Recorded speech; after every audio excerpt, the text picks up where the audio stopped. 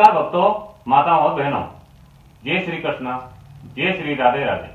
मैं आशा करता हूं कि भगवान श्री कृष्ण आपके घर में धन, लक्ष्मी, वैभव, सुख, शांति हमेशा बनाए रखें।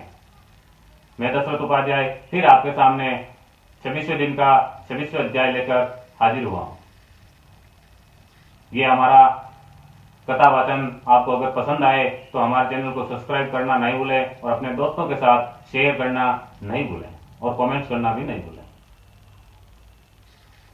तो ये पुरुषोत्तम मास, मल मास, अधिक मास, जो इस महीने में हम जितने भी दान पुण्य धर्म करते हैं उनका हमें कई गुना फल प्राप्त होता है।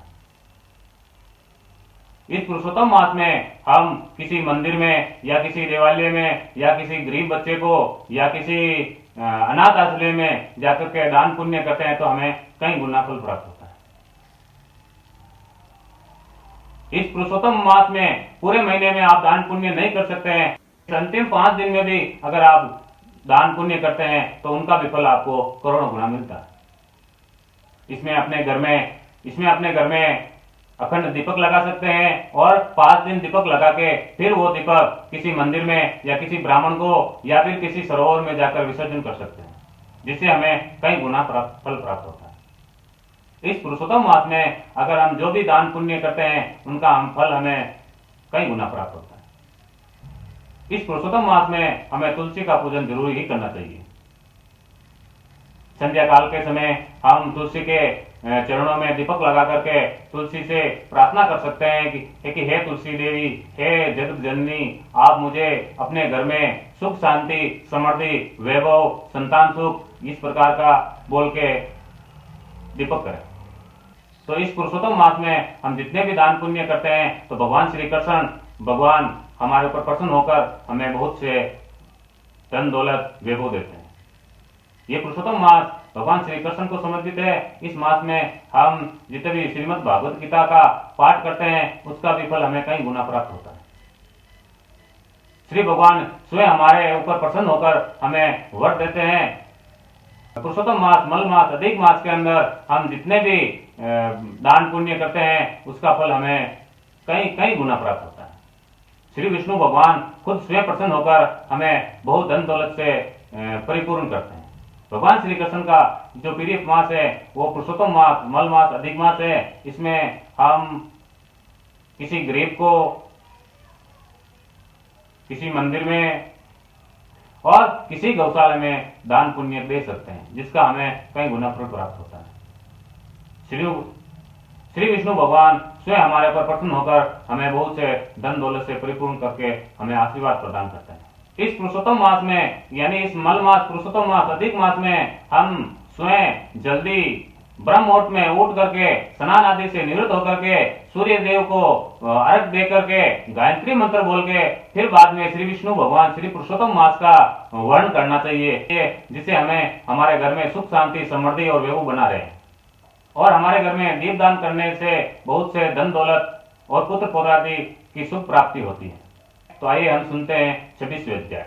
बोलो श्री कृष्ण भगवान की जय। अब उद्यापन के पश्चात व्रत के नियम का त्याग कहते हैं। वाल्मीकि ऋषि कहने लगे कि हे राजन, संपूर्ण पापों का नाश और भगवान विष्णु की प्रसन्नता के लिए विधि पूर्वक ग्रहण किए हुए नियमों को त्याग की विधि कहते हैं।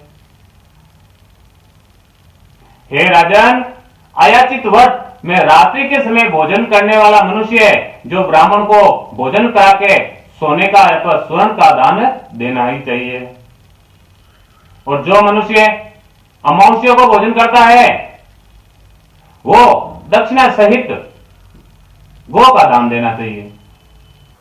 आंवला स्नान करता है वो दही या दूध देना ही चाहिए। फलों के नियम में फलों का दान देवे और तेल के स्थान पर घी और घी के स्थान पर दूध का देवे। धान्य के रूप में गेहूं और चावल का दान देना चाहिए। जो धान्य का दान देना चाहता है वो गेहूं का दान दे सकता है और चावल का दान भी दे सकता है। तो मनुष्य पृथ्वी पर शयन करता है, पृथ्वी पर धरती पर सोता है, वो तकिए सहित, चादर सहित सैया का दान देना चाहिए। जो पत्तल में भोजन करने वाला है वो मनुष्य घी और शक्कर का भोजन कराना चाहिए। जो मनुष्य केस और नाखून कटाता है, यानी पुरुषोत्तम मास में नाखून और केस नहीं कटवाता है, वो बुद्धिमान मनुष्य दर्पण यानी कांच का दान दे सकता है। नियम के त्यागने पर अनेक प्रकार के रस देना चाहिए।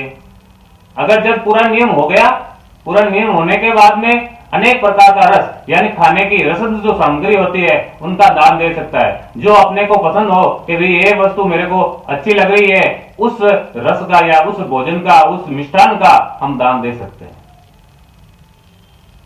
और जो मनुष्य दीपदान करता है तो वो पात्र, इस दीपक से अपन घर पे अखंड दीपक लगाते हैं, पुरुषोत्तम मास में पूरे महीने लगाते हैं तो अच्छी बात है, नहीं तो पीछे के यानी 12 अक्टूबर से 16 अक्टूबर के बीच में जो हम अखंड दीपक करते हैं, वो दीपक का अगर दान करना चाहते हैं तो वही दीपक सहित वो दीपक दान में दे सकते हैं। किसी ब्राह्मण को दे सकते हैं, किसी मंदिर में दे सकते हैं, या किसी सरोवर या तालाब में विसर्जन कर सकते हैं। अगर तालाब में विसर्जन नहीं कर सकते हैं तो किसी वट वृक्ष या पीपली के, जो पीपल होता है, उसके जड़ों में गाड़ देना चाहिए। अधिक मास में भक्ति से ऐसा करता है, अपनी भक्ति भावना से, अपने शक्ति के अनुसार, अपनी श्रद्धा के अनुसार जो ऐसा पुण्य करता है, जब दान देता है, तो वो मनुष्य वैकुंठ में जाकर वास करता है। बोले श्री विष्णु भगवान की जय, बोलो श्री कृष्ण भगवान की जय। तो ये था अपना 26वें दिन का 26वां अध्याय, और अगले कड़ी में हम 27वें दिन के 27वें अध्याय के बारे में श्रवण करेंगे। ये हमारा कथावाचन आपको पसंद आया है तो हमारे चैनल को सब्सक्राइब जरूर करिएगा, और अपने दोस्तों के साथ शेयर करना भी नहीं भूले, और कमेंट्स करना तो भूलना ही मत। धन्यवाद।